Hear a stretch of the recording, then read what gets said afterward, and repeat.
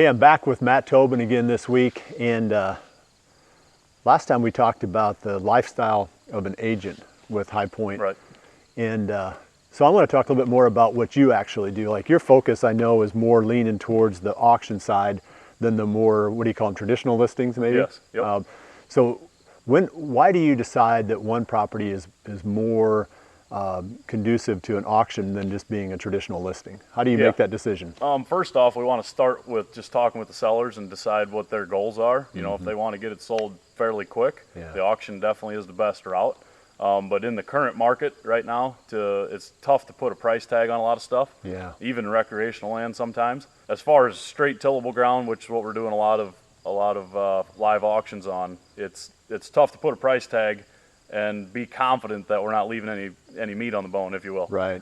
So it's best just to have a fairly safe reserve and just send it to live auction and let the competitive bidding create the highest bid. Yeah. It seems like from the ones I've seen, the neighbors are like fighting over it, right? Yeah, typically that ends up happening. Yeah. As long as there's some ability in purchasing with those neighbors. Yeah. Yeah. They've been driving by it their entire lives. Right. And I get it. They've been driving by it their entire lives, and they're just like, if that farm ever comes up for sale, I want it. Well, and the thing that I find interesting too is you think, well, why don't you just go to your neighbor and offer it for sale? Well, again, you don't know what number to put on it. That's the tough part. Even with myself seeing and studying all these prices in my local market, it's still tough to put a price tag on it. Yeah. Absolutely. So you can use comparables to get you in the ballpark. Like a comparable is something that's sold as a very similar type of property. So you could get, sort of this is where it should go, and then the seller then has that option of saying, okay, I don't want to sell it if it doesn't hit at least X. Right. Yep. So that's then where you put a reserve on it. Yep. Do most of your auctions sell with reserves? Yeah, typically, but they're, we don't have hardly any no sales, so the reserves are there just to protect the seller. Just mainly. in case nobody shows up. Yeah, I mean, I wouldn't expect them to not have a reserve either. Yeah. Sometimes, certain situations, they just say, absolute, we're selling it no matter what. Right.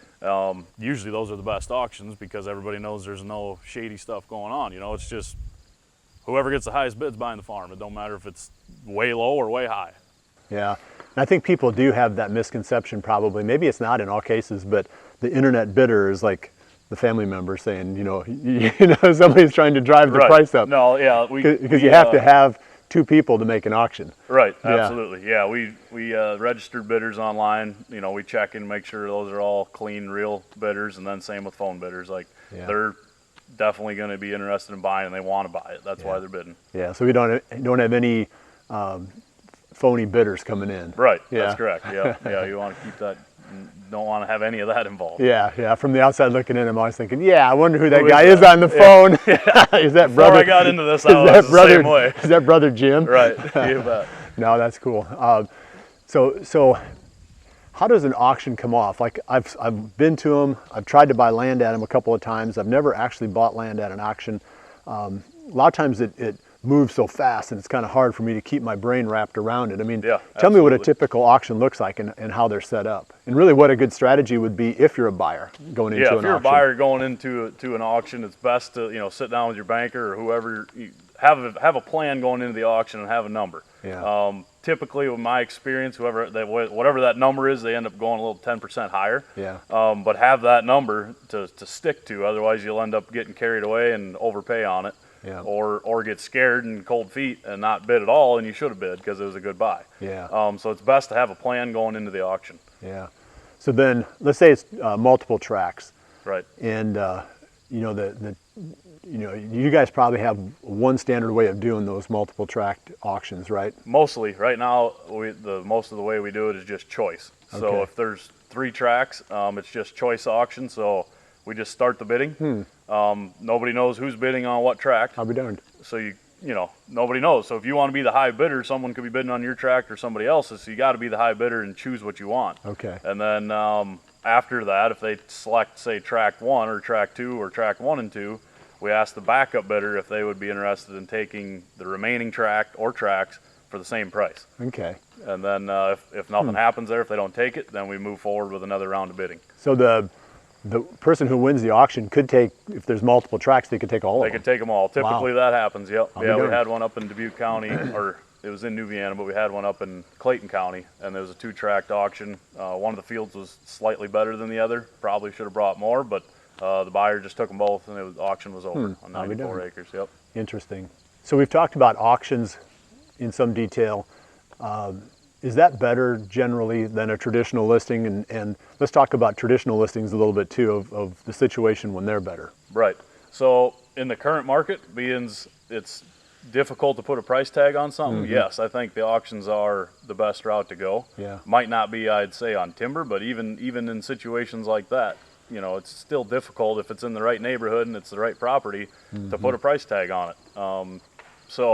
And then as far as traditional listings, that is more so if the seller wants a certain number, right, and it's aggressive, and it's, you know, we're not going to put all the effort and bring our whole auction team in to putting an auction on and then have 50 people in the room and then no sale. 20 online and have no sale. Yeah, it's a real awkward situation. We try to avoid that as best we can. So if it's a recreational piece or a lower quality tillable farm and somebody wants a higher number on it, it might be best just to direct it towards a traditional listing and see what kind of offers we get at that point. Then they can work it through for a few months, and if it just doesn't look like it's going to go, then you could auction it later. Yeah, work the price drop every couple months, and then if nothing pops off, then they're like, all right, we're ready to sell. Then you could go to an auction. Yeah.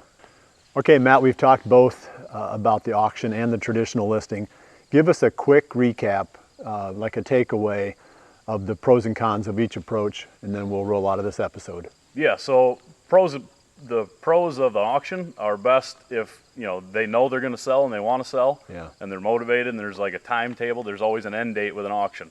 With a listing, it's kind of open-ended. You know, you sign a 1-year listing, it might still be listed a year from now. That's quite a while of time, and the market could change. And then another big pro with the auction is you don't put a price tag on it. A lot of these properties, people call and say, what do you think it's going to sell for? And it's like, your guess is as best as mine right now. You know, I can give you a range, but as far as exactly where it's going to be, it's tough to say. Yeah.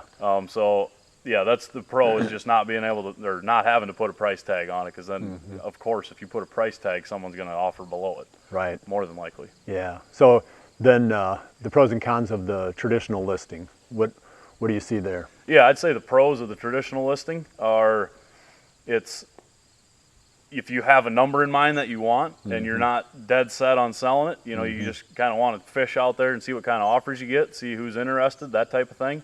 That'd be a good pro for that. And then the cons would be you are putting a price tag on it, and it could, if it went for auction, there might just be 2 people that want it way more, and it could go quite a bit higher than what your price tag would be. And as the market environment changes, like obviously we're in a time now when prices are going up. Growing, yep. Now, if you get into a situation where it gets flat or even the prices start dropping a little bit, some of these strategies might change. Yeah, like absolutely. Which side is better might be different a year from now than right now. I like to look into the future, and I think that's going to swing at some point. I just don't know when. Right, it has to. I mean, but who knows when? Again, we could talk about that until we're blue in the face, but we don't know. Exactly. Yeah, absolutely. So, no, that's interesting. I appreciate it, Matt. Hopefully you're enjoying this series. We've got a couple more topics, so keep checking back, and I'm going to pick Matt's brain on a couple more things here.